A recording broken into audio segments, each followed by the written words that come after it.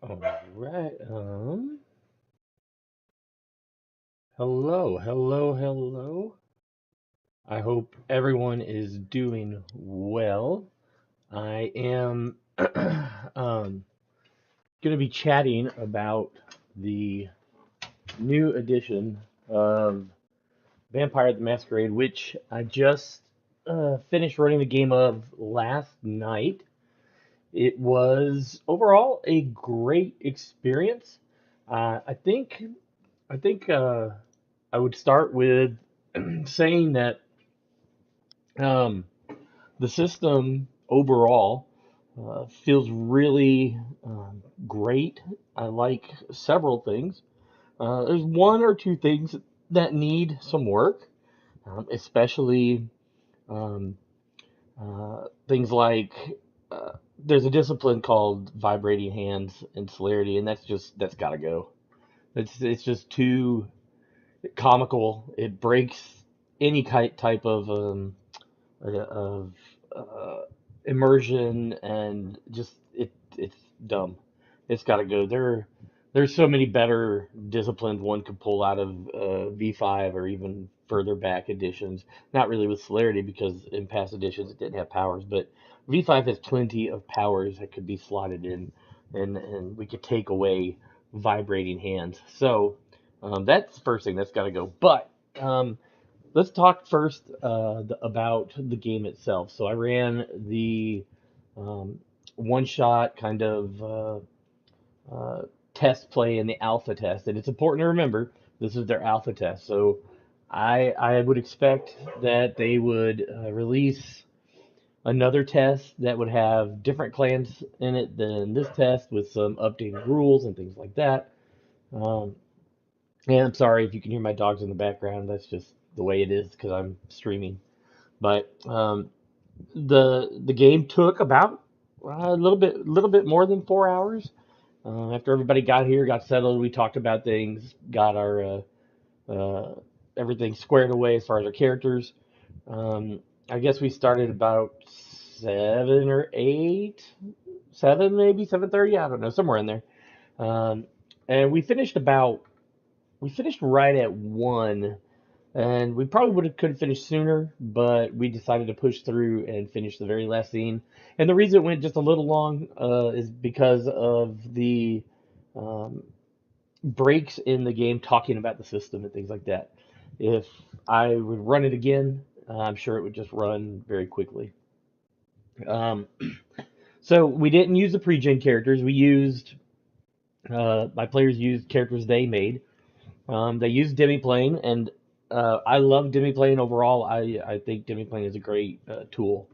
Uh, I don't even want to think about the amount of money I've spent on Demiplane. But the World of Darkness Nexus does need some work. Uh, and I've mentioned this in the Demiplane Discord, I think, and on my long form review that I did after I did the game. So maybe go, use Demiplane. It's great. Use it for making the character, but having a paper sheet definitely helpful. And having the paper sheet, having the paper sheet is just, I don't know, it gives you that tactile feel.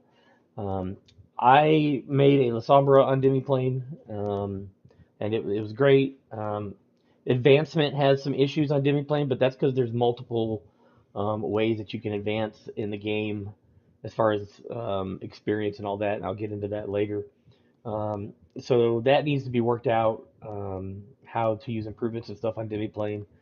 Um, the discipline section, when you're selecting your powers, it is done in a list of powers and alphabetically.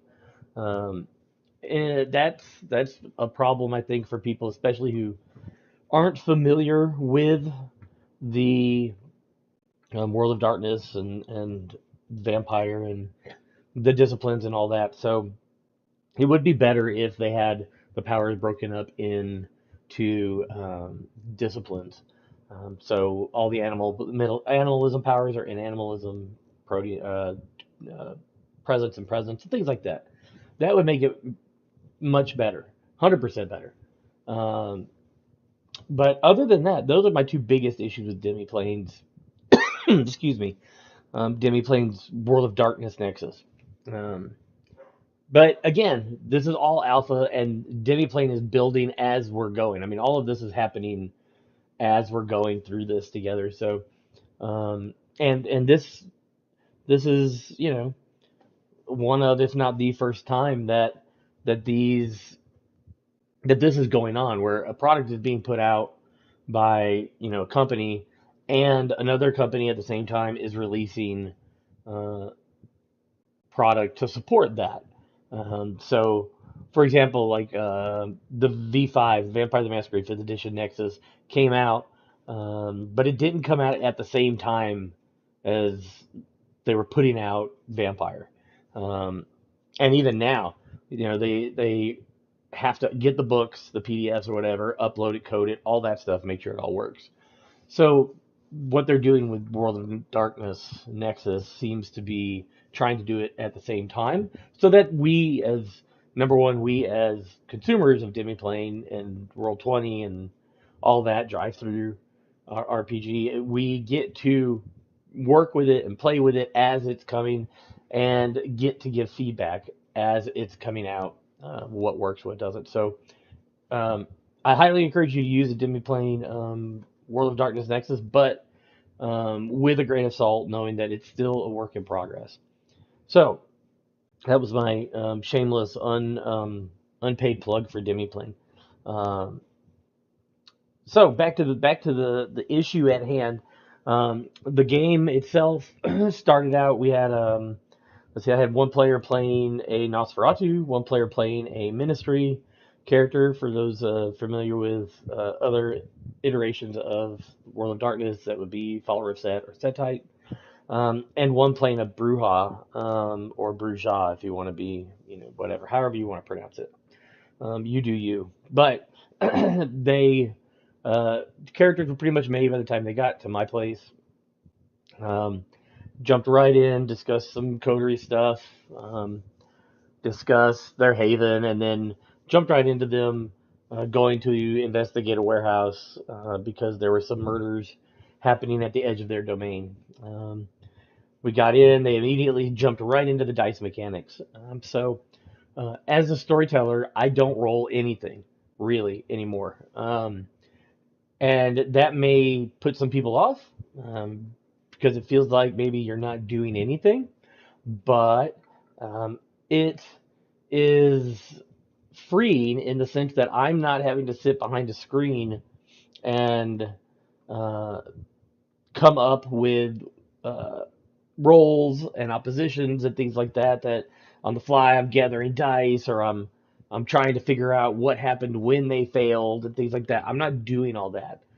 All I'm doing now is uh, giving the hooks and the story that the players are then taking and driving, and that's done largely through the new mechanics. So, um, if you're familiar with World of Darkness or storyteller systems and things like that, you know that it's attribute plus skills or ability, and then there's a difficulty. Usually the difficulty 6. But now it is attribute plus skill, or even discipline, um, and the difficulty now takes away from the total dice that you're rolling for the um, for the for the test that you're doing. Um, so, for example, if I am doing a strength plus fighting roll, and I'll talk about some of the skills here in a little bit, but strength plus fighting. So fighting covers all kinds of stuff. So strength plus fighting, and I have 8 dice in my dice pool. And the storyteller says, okay, well, the difficulty is 4. So out of that 8 dice, I have to take 4 dice away before I roll. And that reflects the difficulty. Then I roll, and I have to hit an 8 or better um, on a D10, so 8, 9, or 10. So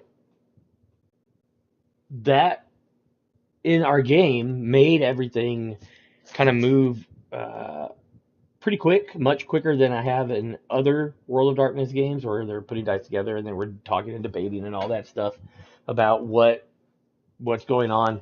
They just they just grab their dice pool, I give them their difficulty, to take the dice away. Um, th- then there are mechanics built into it now that affect that dice pool. So, for example, every time you roll a 10, you get something called a quickening. And mechanically, what that means is you could think of it as a pip, you could think of it as a token, you could put it on dice. On Demiplane, you could just mark a square in your resource box. But what you could do with that quickening is you can spend one quickening to give yourself one additional die, and you could spend uh, multiple quickening in a turn or whatever, but you could spend three quickening to gain um, one basic success on a roll for a skill that you have. So if I have dots in fighting, I can spend a quickening to gain one basic success. Um, if I want, I could spend five quickening to gain a basic success on a skill that I do not have. So if I don't have shooting, but I want to shoot something and at least get one success, I can spend five quickening to do that. Um, that's that was really great at the table. My players loved it. Every time they rolled tens, they got excited. They were like, "Whoa! Now I got two quickening or whatever," and then they would use those very quickly to uh, enhance their dice pools or to help them overcome difficulties. Like if the difficulty was 3 or 4 and it took them down to two dice or even one dice in their dice pool, they would say, "Oh, I've got two quickening. I'm gonna use it to get an extra die or whatever." Um, that was really cool. It was really cool to see the players kind of really get into that. Um, Another great mechanic that we saw a lot of was the choose your pain mechanic. So when you're rolling dice, this is essentially your botch from older editions of the game. So choose your pain is if I roll my dice and I get no successes and a one. Okay, so remember your successes are 8, 9, or 10. If I roll no successes and I get a one, I have a painful result and I get to choose the player, not the DM, not the storyteller. The player chooses their pain. What does this look like? And the options are you can lose 3 willpower or 3 vitae, and it's very important. And I'll tell you why in a minute because how vitae and willpower that's changed, especially vitae. So you lose three of one of those. You mark a tracker dot on your beast tracker. The storyteller gets a drama, um, or some type of complication can arise. Um, the players use that um, to to just to really drive some of that story, and it gave them hesitancy when they were going into fights or social challenges or something later in the game, later in the evening, when they have been playing for 2 hours or whatever, and they hadn't had an opportunity to really feed, they hadn't had an opportunity to really recover any of the resources that they have. And then they get one of these painful failures, and now they have to choose, like, oh my gosh, am I going to go ahead and lose 3 willpower or 3 vitae, or am I going to gain a beast, or am I gonna give the ST drama that they can use to trigger things in their story or whatever? Um, I got to see the players kind of agonize a little bit over what they wanted to do, and again, especially closer to the middle end of the game when this was happening, and it happened fairly frequently because remember you're losing dice off of the difficulty of the action, and then if you're not going to use quickening, then you might be rolling 4, 3, maybe even one die. At one point, my player playing his minister had one die to roll, and he just rolled it, and he got a success, so it was cool, but that tension of like, what am I going to do if I get a painful failure on this was really, really interesting to see. I know the players really loved it. Um, so that was great. Also, if you fail a roll, um, and you want to succeed, you could do a devil's bargain. And generally in other systems that have kind of tried to do this type of mechanic where you kind of haggle with the DM or ST about what the consequences are going to be if you succeed. Like even in V5, there was succeed at a cost was there where I'm still going to succeed, but there's some type of consequence or whatever. That largely seemed to fall solely on the storyteller to come up with the consequence on the fly, like short of saying, oh well, you're gonna gain a stain or you're gonna lose some humanity or something like that, which ends up just kind of being generic. The storyteller was kind of pressed to quickly come up with a consequence. So with this in the sixth edition in the alpha test, what happens with the devil's bargain is you fail to roll and you want to succeed. So you and the player and the whole table can sort of get in on this, but you and the player come up with a consequence or a complication to the scene that's going to occur, and they get their basic success. And I know I haven't talked about successes yet. I will. I want to go over really just some of the cool stuff first. So, anyways, the person, my friend playing her Nosferatu character, was sneaking through the warehouse. The other two players were investigating something else where they couldn't see her because she had Cloak of Shadows. Um, and she fails this roll, and she really wanted to succeed. And I said, okay, great. Well, you can, let's do the devil's bargain. Let's see how that works. What complication do you want to introduce for the scene in order to get a basic success on this? And she thought for a minute, and she said, I want the ministry person's cell phone to ring. And it's like, oh, that's perfect. That's so good because it's not going to happen immediately. It's going to happen when I think it's going to be awesome and dramatically cool to do it. So the scene goes on. She got her success. It was great. The ministry player and the Brewhub player open this crate. They find these humans all tied up and wasting away or whatever. And as they do, uh, the ministry player's cell phone goes off and it's playing WAP loud, really loud, because he forgot to turn off the volume. And so if there's anybody in this warehouse who wasn't aware of them being there, they are now. And it was really cool that she included the other player and it affected the scene in a not only not only a dramatic way, but it was a funny way of doing things. It really um, it really popped off, and the whole table loved it. So the Devil's Bargain went really well. So of the new mechanics, just the brand new, never in Vampire before, Quickenings, Devil Bargains, um, those two were great. The action moved very quickly um, because of the dice mechanics now. And again, the excitement was there. Every time they rolled the dice, they were excited. They were excited if they got quickenings. They were excited if they failed and were debating doing a devil's bargain. And they were even excited when they got painful failures and they had to choose some type of painful option for their character to have to deal with on their sheet. So that was awesome. I loved it. So I've said basic success a couple times. So um, when you roll the die, you only need one success to succeed at whatever it is you're doing. Okay, so if um, my my Nosferatu player was sneaking around and there were NPCs or whatever watching, she rolls, and if she gets one success, she's good. She succeeds and does her thing.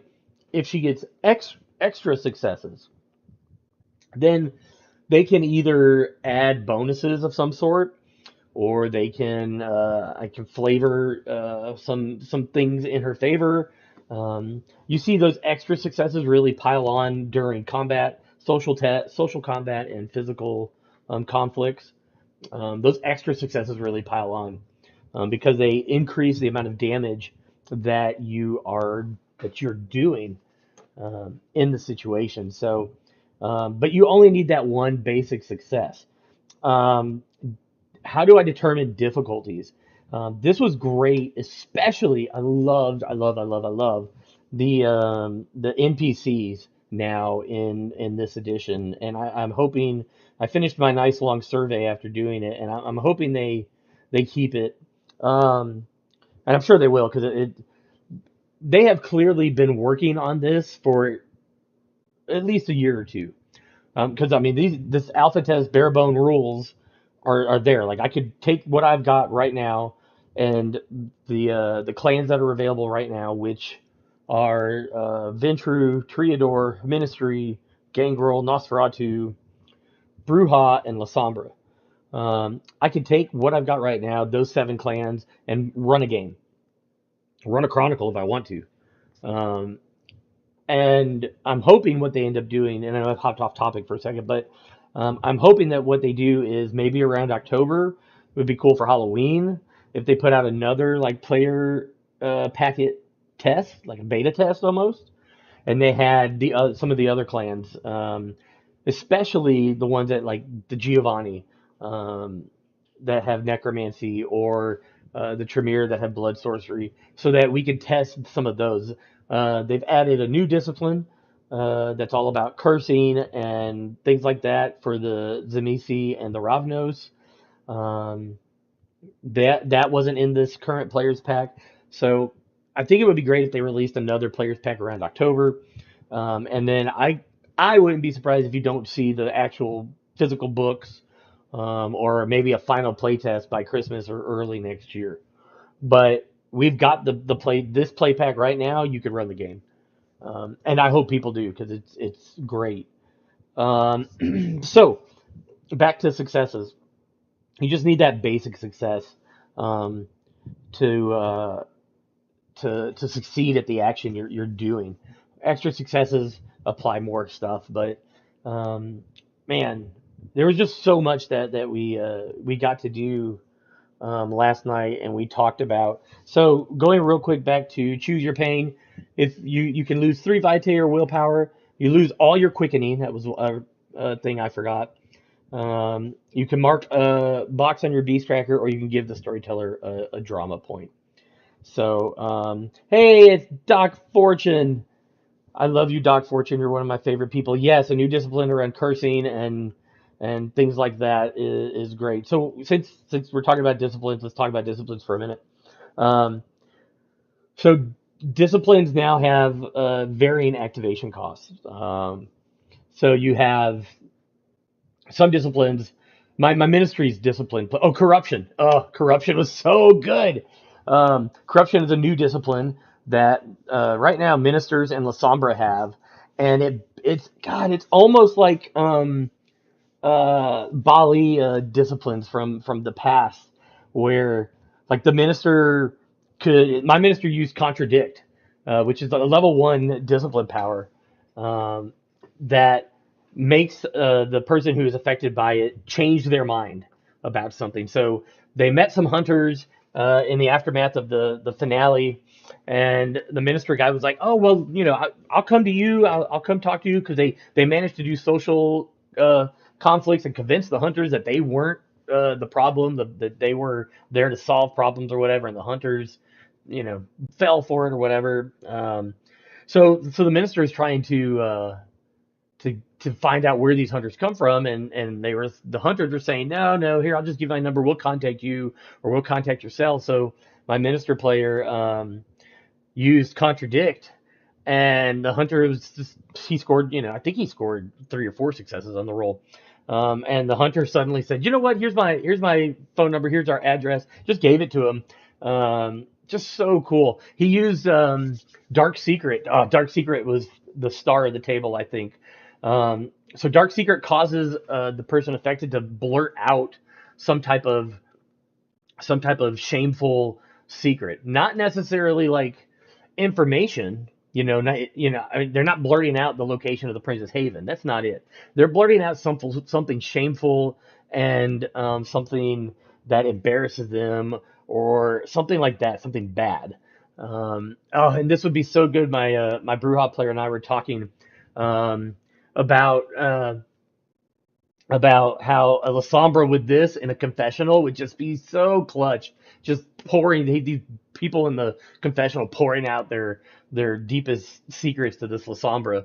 But anyways, he uses it on um, one of the whites, one of the savage vampires they were fighting when they were questioning him.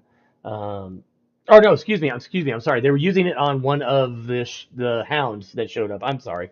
They were using it on one of the hounds that showed up, and they went back to the prince, and the hound was trying to like make him look bad. So the ministry player used this dark secret, and the hound blurts out in front of the whole court, "I'm a Sabbat mole." And then suddenly, when his senses come back to him, goes, I didn't mean to say that. But it's already out, it's already said, and everybody starts reacting to it. It was great. It was great. Um, so, yeah, I, I could fanboy over corruption all day. But let's talk about some other disciplines. Protean is gone, and it's folded into animalism. Now, don't lose your minds. I know there are other streamers 1,000 times more popular than I am on YouTube and elsewhere that lose their minds because something isn't the way it was 20 or 30 years ago. And God, that drives me crazy. But that's a different stream. Um, so has animalism stuff and protean stuff. Um, so uh, there's that. Now I'll get to some more. This could be a long stream because I could go on about this for a long time, and there's a lot to cover. Um, let's see, animalism. We got to use animalism, presence, celerity, potence, oblivion, or excuse me, obtenebration, corruption, dominate, fortitude. Trying to think if that's it because I'm not looking at any notes right off right now. Because this is the first time I've done a stream like this, and I don't want to like play around too much with the settings and f it up. So, but anyways, the disciplines were great. Other than the celerity, like I said at the onset, vibrating hands, cheesy, crazy. It just reading it, I was like, come on, man, get rid of that. And like I said on my long feedback survey, I said get rid of this in all caps. Just do away with it. Add something different for celerity. But the disciplines are great. The disciplines are well balanced. They use varying um, modes of activation. So my ministry players, all of his disciplines pretty much ran on willpower. So some of them use one willpower, some of them use two, some of them use three. Um, and before you go, oh my God, I've only got 10 willpower and now it's all gone. No. Um, Willpower and vitae are a derived stat, and then you add like 5 to it. So you have probably 12 or 13 willpower or vitae. So you can use it to activate things and things like that, and then regain it. Um, so um, disciplines can now be blood surged. Like you could blood surge your attributes. You could still do that, but you could spend vitae to blood surge your discipline. And the reason that's really freaking cool is several discipline powers have maturation, which means the more dots you get in the discipline, that power changes. Its effects change, and it either gets broader or it can affect more people or it gets different bonuses. It's really great. They have made it so it's worth it to buy into disciplines that are lower in the tree because as you gain more dots in the disciplines, they get different effects. Blood surging the discipline. So say I want to I have 2 dots in corruption. Um, and one of my powers has a 3 dot effect. If I have 3 dots in that discipline, I can spend 2 vitae and bump that discipline up to level 3, and then that power would have that effect.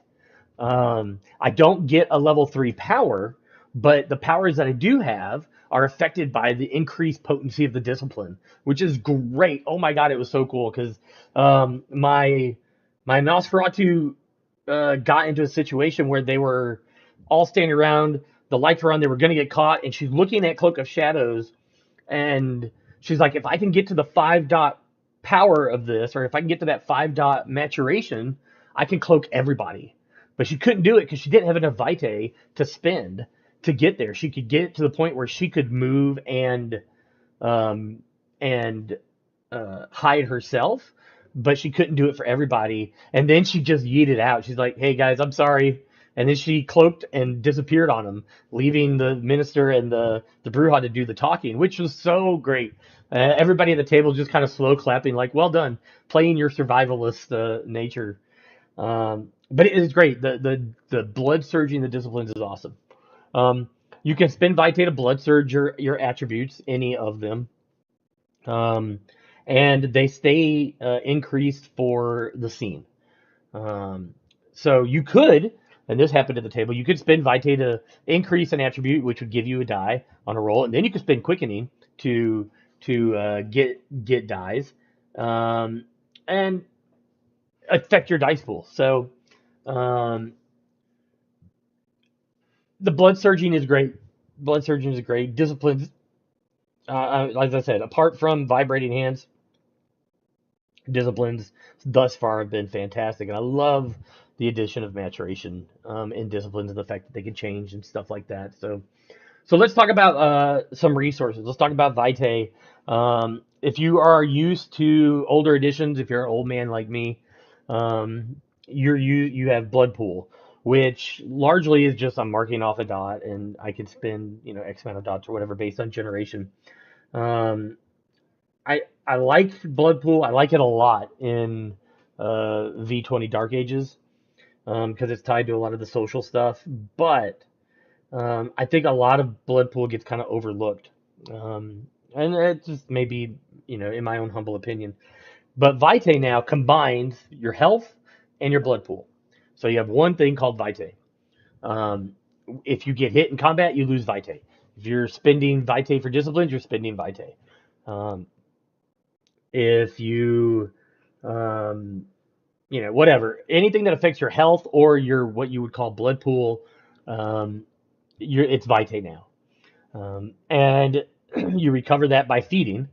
So that it pushes you to be out feeding, hunting. There isn't other than baneful damage, which I'll get to in a minute. Other than that, there isn't really. I saw in the playtest, I can just willingly spend Vitae to heal because there aren't separate tracks now. You know what I mean? Like I don't have a health track and a blood track, and I can spend blood and then refill my health track. They're one track. So that's not there anymore. You heal by feeding, which makes you want to go out and feed. Um, Blood surging uses my Vitae.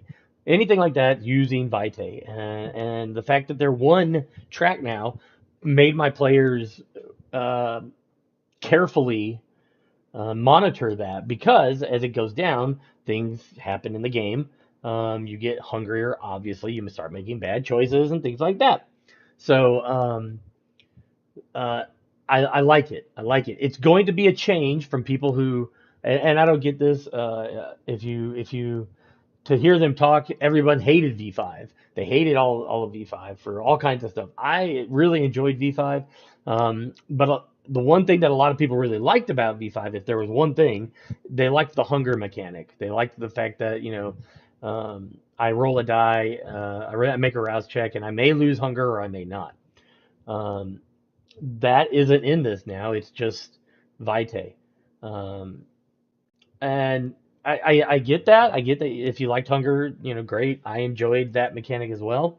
But I think this is better because, again, the whole focus of this edition seems to be player driven, player agency, um, player um, player focused. Excuse me.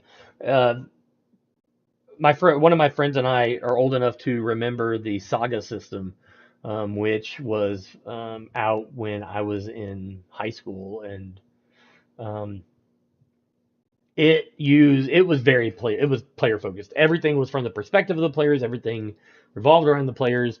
And that was really cool. I really liked that. It used cards. Marvel produced the Saga system game. Dragonlance for when they kind of broke off from AD&D. They produced a Saga game. Really cool, really cool. Um, that seems to have influenced. I'm saying, or I believe that type of mindset has influenced uh, World of Darkness. It's very player focused, um, so player driven, um, that it's just exciting. It's exciting. I like it. Um, and that vitae mechanic makes the players really kind of think about their actions and think about, okay, well, I haven't fed yet. I'm down 4 vitae out of 12. Sure, I have 8 more, but I'm gonna start getting hungry really soon. In fact, I'm thirsty now. And if I have to, what if I get a painful result or a painful failure, or what if I take damage, or what if I need to blood surge a discipline to do so? That all figures in now and adds a level of tension and excitement to the game that blood pool for sure, and hunger until you got down to like hunger, I don't know, hunger two, or hunger, excuse me, hunger four, or hunger five, when like there were issues with it, with you being that hungry. But in this, with Vitae and health being linked together, it's all, there's a built-in tension that's there that I really like. Willpower. So willpower is what is damaged if you get into social conflict. Um, and um, willpower is also used, as I said, to power disciplines like my ministry's disciplines, powered on willpower, things like that. Um, how do you gain willpower back? Well, I'm glad you asked. You can mark one on your beast or nature tracker to gain a willpower back. And I'll get to what that is next. But basically, you can rile up your nature and pep yourself up, and you'll gain back a willpower. You can ride the wave of frenzy in this and gain 2 willpower back. So, it gives players, again, there's that tension of deciding, I'm going to frenzy, am I going to ride this wave and get some willpower back, or am I just going to frenzy and see what happens. um, if you fully drain a human victim and kill them, you gain 1 willpower back. um, and then storytellers can assign, grant you willpower if you have a major accomplishment, or whatever. And then you spend willpower to activate some discipline or trait activations. And I haven't talked about traits yet. I will. So um, willpower isn't spent anymore to get that guaranteed success. That's more in the realms of quickening, the quickening mechanic.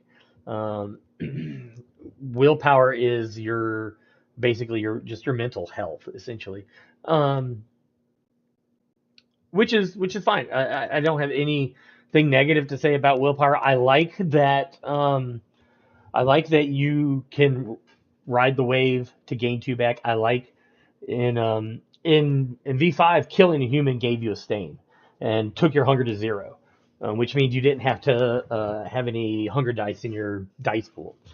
Um, and if you don't know, hunger dice in your dice pool, if you rolled a beast on that or a 1 on a hunger dice and you failed or whatever, it could screw up your dice or your results. But um, gaining gaining willpower from killing humans in the game, it gives me this idea of like the beast pumping you up and getting you, giving you encouragement for taking a life. Again, that tension that pops up. All right, let's talk about traits real quick. So each clan has traits, clan traits that um, that really make the clans feel different, and for me, more importantly, make how they use disciplines different. So, for example, um, uh, the Bruja character has prowess as a clan trait. So that means he gets to add his potence to um, his damage when he hits something. But he also, in potence, there's also a power that lets you add, and I think it's a level 2 power. It adds half your potence rating to the damage. Well, the Bruja get to double dip because their trait just lets them add it. And then if they activate this power, they get to add half of it again. And so if you're going to get in a tussle fight with a Brujah, it's gonna hurt. Like they're gonna mess you up. Um, the Nosferatu have a trait that works with their obfuscate. So when they come out of obfuscate, they can add, I think, either half or whatever their obfuscate rating to their attack, and if they have potent, they can add, their they can activate that same Brujah power, the striking harder power, whatever, and that adds in. So it gives you this idea of this feeling of a Nosferatu like alpha striking somebody out of nowhere, whereas the Brujah is in your face. I'm just going to beat you down and turn you into paste. They're using the same disciplines, but their clan traits affect how those disciplines feel in game. I was listening to a live stream from someone from Demiplane who ran it or sat at a table playing it, and she said, "Look, we had a Ventrue and a Toreador. They both have presence, but it feels like they're both using the same discipline in different ways based on clan traits." Let me see here. Let me get to. I can pull it up on my phone. See if I can get to just some clan traits real quick. Some of them are thematic. Some of them are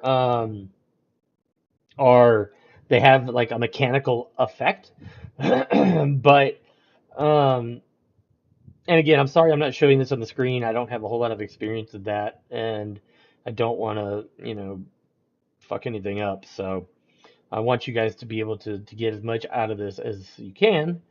Um, the player pack is about 178 pages, so it's as big as some books.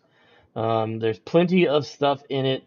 All right, so if I'm looking at the Brujah clan traits, so you have neonate traits and you have ancilla traits, and there'll be elder traits. And in the player's pack, I think there's 2 or 3 traits for each tier of play, neonate and ancilla. There aren't elder traits in this. So this Brujah trait, Spark of Rage. It's got a prerequisite, neonate or stronger, and you have to have at least 1 dot in potent and at least 1 dot in presence. And it says you can easily stoke anger and violence in others when you make a test or use a power that requires a test. You rile up or incite an individual or crowd to anger or violence. You gain a bonus to the test equal to your dots in potence. You also gain this bonus to any test you make that would force another creature to frenzy. It's just a trait you can choose as a Brujah that plays off of your potence and your presence discipline. Um, let's see. Well, I'm a huge Lasombra fan, so let's go to Lasombra. Um, so the Lasombra traits, they're so great. Um, Eyes of the Night. You can see anything that goes on within any darkness you create with your Oblivion discipline. For example, you could create a cloud of darkness and scan the area within it as if you were inside the cloud. In addition, if you aren't in a well-lit area, you can view your surroundings from anywhere within short distance of you by closing your eyes and focusing for a turn. So you turn your Obtenebration or your Oblivion cloud into a scouting kind of thing. I'm going to put this over here, and anything that's in it I can see. Shadow Cloak. Shadows coalesce around you, giving you a bonus equal to your generation modifier to tests related to hiding or sneaking, and to tests to frighten or coerce mortals. So things that were discipline powers, like Cloak of Shadow or Shadow Cloak or whatever, was a Obtenebration Oblivion like level 1 discipline power. Now it's a trait. So that does 2 things. One, it gives the Lasombra the option to have more character customization, and it frees up a discipline spot that you don't have to take, and you could put it in something else, a different cool discipline from Oblivion or whatever that's level 1. Tenebrous Reach. You can command nearby shadows within short distance of you to perform simple actions such as opening doors, pulling levers. These shadows can do anything that can be done with a minor action, but they can't activate discipline powers or perform tasks as advanced as typing, controlling a vehicle, things like that. So just cool thematic trait that you would expect from a Lasombra, that they're just casually using darkness and shadow to manipulate the world around them. Opening doors, moving chairs, combing their hair, whatever they're doing. You're using these disciplines now, or these powers or traits, to enhance not only your role playing experience, but enhance how these clans function and give them identity. I really, really, really dig the clan traits. Let's see. Ministry, beguiling words. Your tongue becomes forked and slightly elongated, and your words carry the subtle guile of the snake. You gain a dice bonus equal to your generation modifier to test to deceive, lie, or deny, or obscure the truth.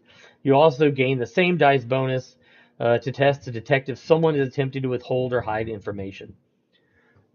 Again, these traits are really, I think, interesting. Eyes of the Serpent. That used to be a power in Serpentis. In V5, it was an amalgamation. I think you had to have Presence and Protean to do it. Now it's a trait that you get to use. Um, some of the traits have activation cost.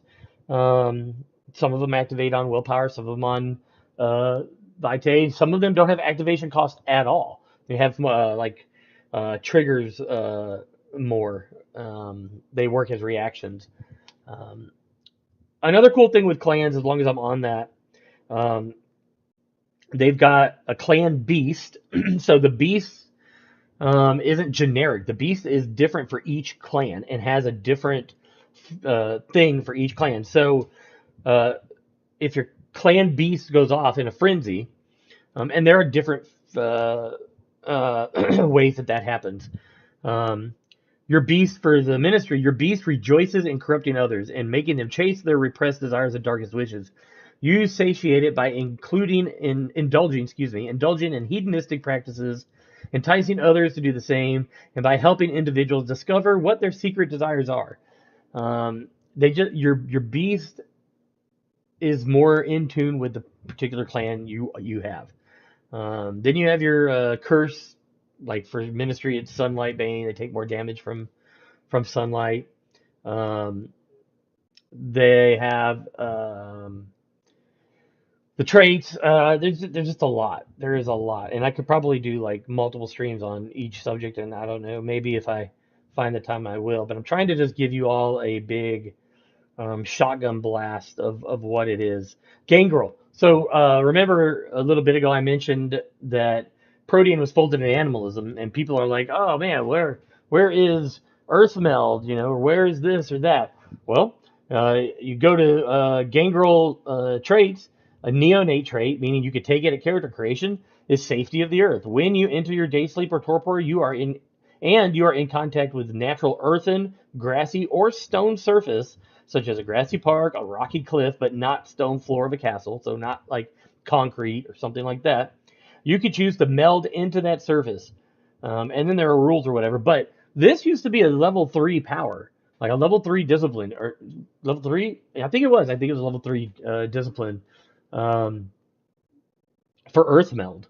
And I think it was level 3 in V5 too. I have to look. But now it's just a trait for Gangrel. And right now, Gangrel are the ones that have it. Like they just get to melt into the earth. They also have feral whispers. They can communicate with animals, and animals aren't immediately put off by their unnatural presence. That used to be a discipline power. Now it's a trait that some clans have. I think. Let me see if Nosferatu have it. Yep, Nosferatu have feral whispers. So if you wanna have the I'm chatting with my rats or my birds or whatever, you can do that. It's a trait now. It's not a discipline power. Um, Toreador. Let's see some of their traits. Addictive kiss, star magnetism. You can spend a willpower in addition to the power's normal cost when you use a presence power to transmit that power through an electronic device. Um, Entrancing an object, so they can make an object, make their powers be transmitted through objects. So if someone picks up their ring, it gives them awe or whatever. Um, Ventru, unwavering devotion. The victims of dominating presence powers have their minds strengthened against the influence of similar powers used by others, because Ventru command obedience. Rationalize. Rationalize used to be a level 4 power, I think, and dominate, where what you tell someone to do with dominate, they think it's their own ideas. Now it's a trait. So if you're going heavy dominate Ventru, which I think most Ventru should, um, you pick up the rationalize trait, and out of the gate, level 1, they think anything you tell them with dominate is coming from themselves. Um, Really cool. I like it. I love the traits. I love the specific clan frenzies, things like that. Let's talk about NPCs. Oh my God, it's already almost an hour. Um, let's talk about NPCs real quick as I grab a drink. Um, so NPCs have levels, 1 to 3. Level one NPCs are kind of just minions. If they get hit in combat or something, they're just gone. Um, Level two NPCs are kind of standard, especially for neonate tier games. Level three are more elite. You're talking like you could get to like Ancilia or bigger kindred. Excuse me, hiccup kindred in the city or bigger threats, various hunters, things like that. And it's all um, it is what it is. Like I can make a level three NPC and give it the abilities that I want to give it, and then say this is this or this is that. This is the Hound of the Sheriff. This is a hunter. Doesn't matter. Um, then you could go level four, level five NPCs, and those are going to be like your main, I guess your big bad or your city movers, like your primogens, your elders, your princes, whatever. Um, so I, as a storyteller, roll 0 dice at all. Period. Paragraph. I roll 0 dice. I did not roll a die all night last night. Um, the players again do all the dice rolling. So when it comes to NPCs, the NPC level sets the difficulty of the conflict or the test or whatever they're doing. So when my player is trying to attack an NPC, if the NPC is level three, they get their strength plus fighting. The player grabs their strength pool, their fighting pool, puts them together, and then takes 3 dice away. And then if there are complications, like it's dark or something like that, I might be like, hey, take another die away. If I have drama points, which let me manipulate the story, I can spend drama to empower an NPC and bump up its level if I want. So they take another die away. The level of the NPC determines the difficulty of whatever's happening to them or from them to resist. So if, like I said, the player is attacking them, the difficulty is 3, they take away 3 dice.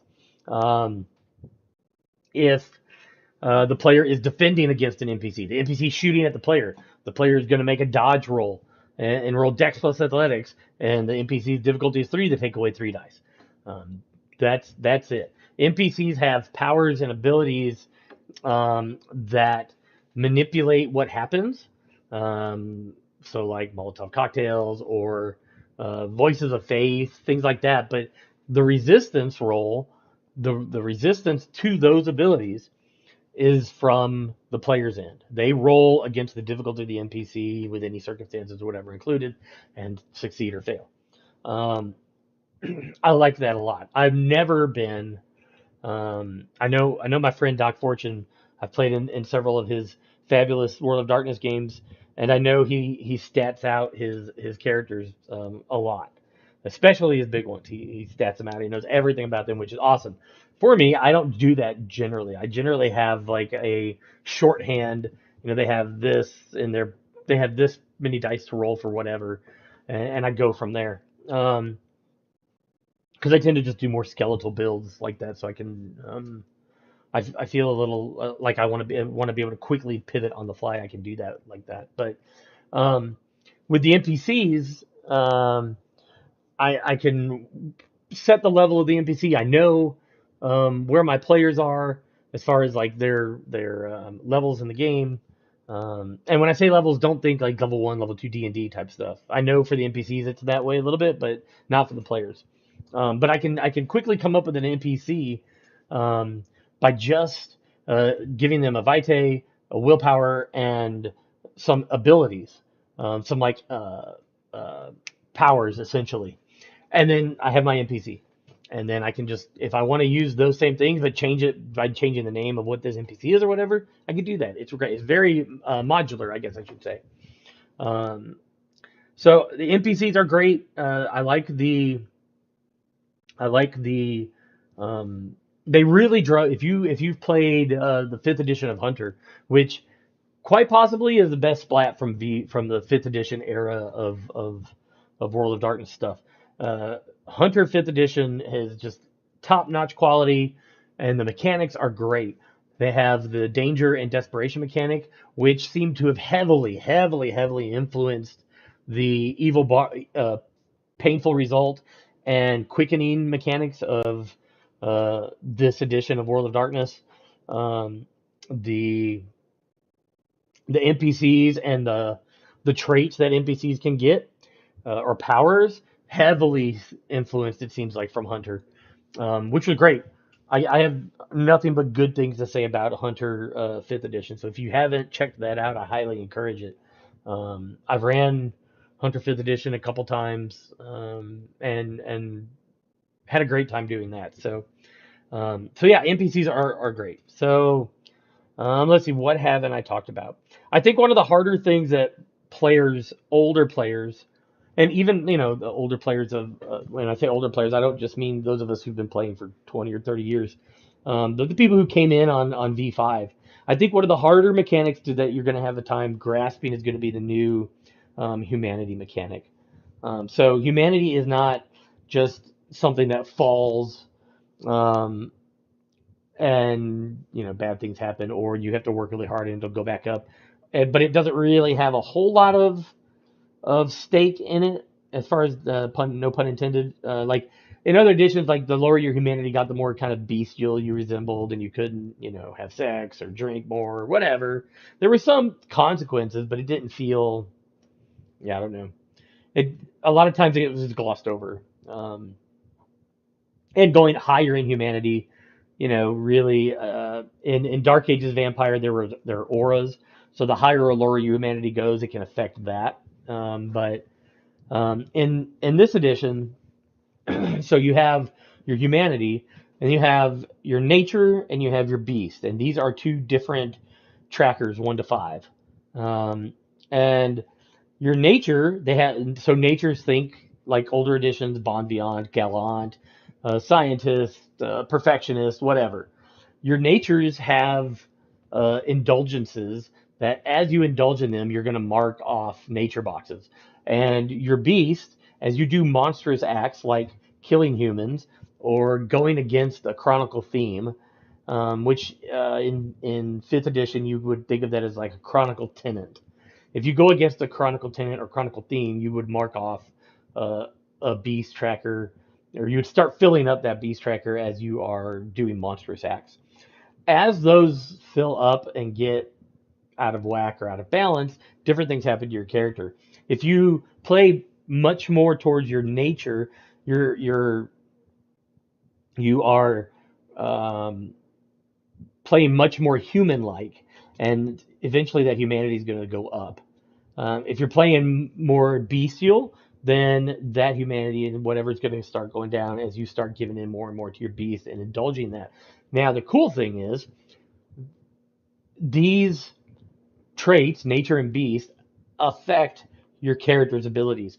If you are playing more to your beast, your disciplines get more powerful. You get more dice bonuses to your disciplines because you're giving into, or you're working along with the vampiric side of your nature that gives you these powers. Um, and you become more bestial, and you lose more touch with humanity. So things like eating, drinking, screwing around, those start falling away fast. If, on the other hand, you play more to your nature and your humanity, then your discipline weaken. Not like you don't lose dots or anything, but you might suffer a dice penalty to some of them. Um, but your humanity becomes such that you don't have to throw up. You can enjoy food and all this stuff more. Um, uh, Other mechanics. I'm not going to go into the minutia of it right now, but um, that nature and beast tracker um, really makes the humanity mechanic as a whole pop, and makes it feel dynamic, and makes your players feel like, I think, that the stat matters for more than just um, kind of a role playing aspect of it. Now it actually matters to your character's abilities, how you want to play your character. Because God, almost like it's not Knights of the Old Republic. Um, Maybe it is. Maybe it was Knights of the Old Republic, where you could go more light or dark side, and your meter would go up whether you had more of one or the other, and you got different powers or different things that you could do or bonuses to different shit in the game because of where you were on your light and dark side meter. It's like that. It The more you give into one or the other, the more it's going to affect how the game and your storyteller reacts to you. And I think that's great. I think it's going to be something that um, players and storytellers um, are going to have to get a little bit of time in getting used to, but it's okay. Um, remember we had V5 for um, 10, 12 years, so um, it it's been around for a while. God, I got the hiccups. It's ridiculous. It's been around for a while. This is in alpha. So even some of the stuff I'm talking to you about now may change based on the feedback they get from those of us who are playing it. Um, God willing, they'll take vibrating hands out because unless I'm playing some type of, you know, sexy masseuse, I don't know that I want to be merging celerity with superhuman speed mechanics from DC and Marvel and stuff. Like no, I have never, not one time in my vampire years, ever considered celerity to allow me to reach through a wall. Like it just or vibrate so fast that I can do more damage to somebody. I get that, and I appreciate that they're trying to push the boundaries. And to be fair, slight pause for all you Letterkenny fans. To be fair, um, those physical disciplines uh, have always been an issue in the game as far as balance and how do we make these stand out or how do we make these work apart from just giving extra actions or giving successes or whatever. Um, so I appreciate the effort to innovate. Just cut that one out, okay? Just get it the f out of here. Um, while I'm talking about your beast in your nature, real quick, at the start of each night, when you rouse, I'm slipping back into V5, but when you awaken every night, you mark off one side of each, your beast and your nature. So you gain a box of each because you haven't been paying attention to either, and they're like riled up. You've been asleep, and your natures now want to get out and go do things and want to be fed. Um, let's see. Gosh, you get one beast on a risky feed, which means you're down to 4, 5, or 6 vitae. You gain two beasts if you're on a deadly bite, which means you're down to 1, 2, or 3 vitae.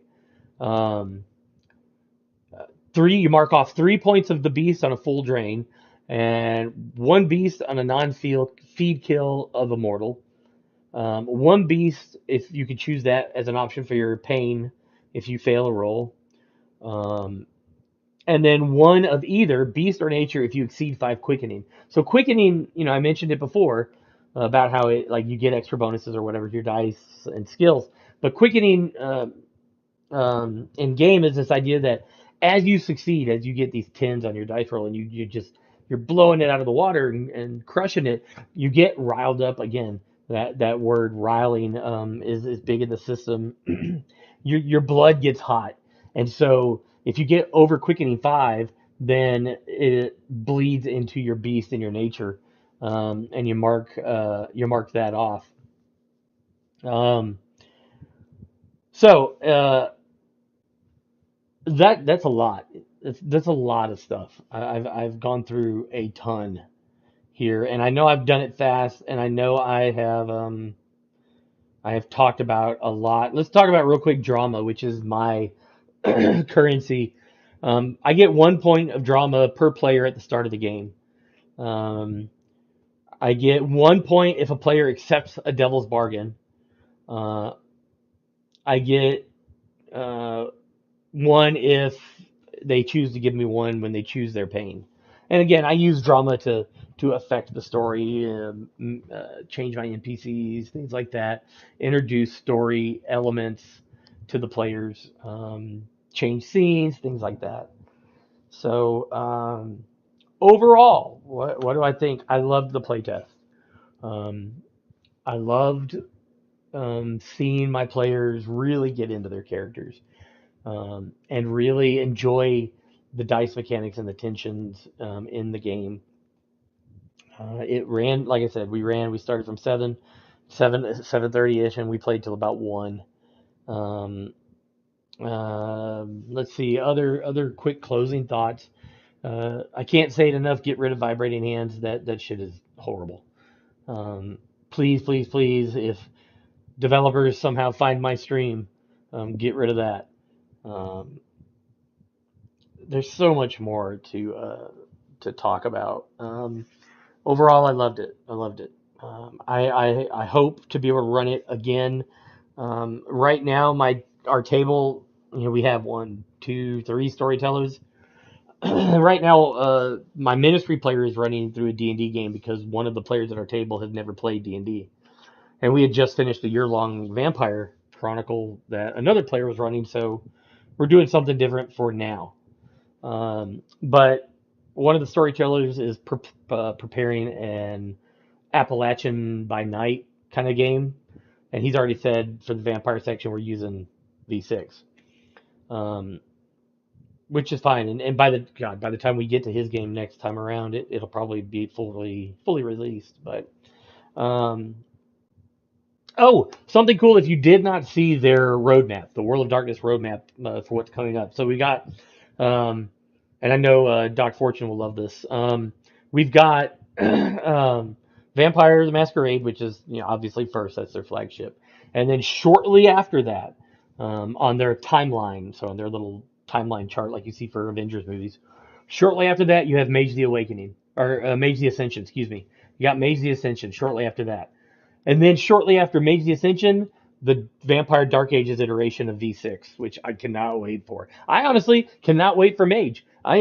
People have been wanting Mage in the V5 stuff almost since it came out, and it just didn't happen. And I think I'd like to say that's because they knew this type of stuff was coming.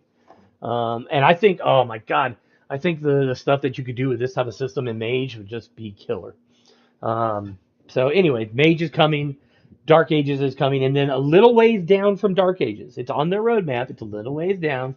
Is Changeling, and I think Changeling would just be so killer with this too. Changeling the Dreaming would just rock with something like this. Um, so uh, I read somewhere today that once they get everything rolling, I think they're looking at one new um, book per year or so. So I would say if we don't have the full book, I think they're doing 2 books um, per group. So you'll have a player's book and a storyteller's book. I think that's not official. I've not. I just the way they did this player's packet, storyteller's packet, and the way that a lot of systems are going, like with D&D, for example. Like for Forgotten Realms, you've got the player's guide to the Forgotten Realms, and then you've got the storytellers or DM guide to the Forgotten Realms. Um, I wouldn't be surprised if White Wolf went that way. But even if they didn't, if they put it all in one book, they've already said that all 14 clans are going to be available in the book. So that is awesome. Um, I think like I said, Changeling, Mage, Dark Age of Vampire, it's all going to be awesome. Um, so I think by Christmas, I wouldn't be surprised if we had it in our hands. And certainly, if not by Christmas, I would not be surprised if in that first quarter of next year, you couldn't have it in your hands. So, um, I am super excited. I loved the game. I love Vampire anyways. I love World of Darkness anyways, just cause. But I think it was great. I know my players enjoyed it. One of my players, the ministry player, on our Discord, was was saying stuff that he didn't like about what he was reading and things like that. And then, we're playing and we're in it an hour or so, and he looked at the other players. He's like, "I'm really enjoying this. This is great." And oh, that was awesome. It's such a good it's such a good feeling for a storyteller to hear your players and he wasn't like trashing it in any way, shape, or form on the Discord. He was just very vocal about, what he liked and what he didn't like and what he was reading. But once he got in, he started playing it, man, it just grabbed him. He loved it, and that's great. Um, I totally am cool with people grabbing this and going, I'm not sure about this mechanic or that mechanic. What I hate, absolutely hate, is the League of Legends community bullshit with World of Darkness players who are like, oh well, this isn't like it was 20 years ago, or oh, Protean's gone. Well, they just folded it into this, and it must suck now. Blah blah blah. It's not what I want, because you played it? Have you tried it? Or are you just reading the fucking players packet and going, oh, this sucks. I don't even want anything to do with this, and then jumping on your stupid Facebook page and opining about how the world sucks and Vampire is trash and nobody should ever play it again. I mean, if that's your attitude, then if you like second edition, go play second edition. If you like V5, go play V5. Nobody's telling you not to. Um, but I think there's something intrinsically shitty about um, trashing the system out of hat when it's still in the alpha phase and you haven't put it on the table and ran it. You're just reading it. So that drives me crazy. Over the last few years, there's been a whole lot in the World of Darkness community about gatekeeping and shit like that. And, it's the people that are bitching the loudest about it that are doing that. So I highly encourage you. You can get the drive through, you can get the packet, all the stuff. You can get the storyteller packet, players packet, the not in my domain one shot adventure. God, look at me. Story. You can get all that for free on Drive Through RPG. If you're on Demiplane, after you make a character, you can hit and play the game or whatever. You can hit the feedback button on that character, and it will take you to an online survey. And it's a long. You do the long survey, and I encourage you to do so, where you can help guide this forward and. You know, so it's out there. It's available. Go download it. I've got it. I've got a game up on Roll20 right now. I haven't started building so much on it, but I've got it on Roll20, and I plan on doing something with it. I haven't nailed it down yet. I'm currently running Marvel multiverse role playing game, and probably when that is done, I was looking at Dark Ages, but I may try to run this again. So. I highly encourage you to read it. Highly encourage you to throw it down on your table and run it.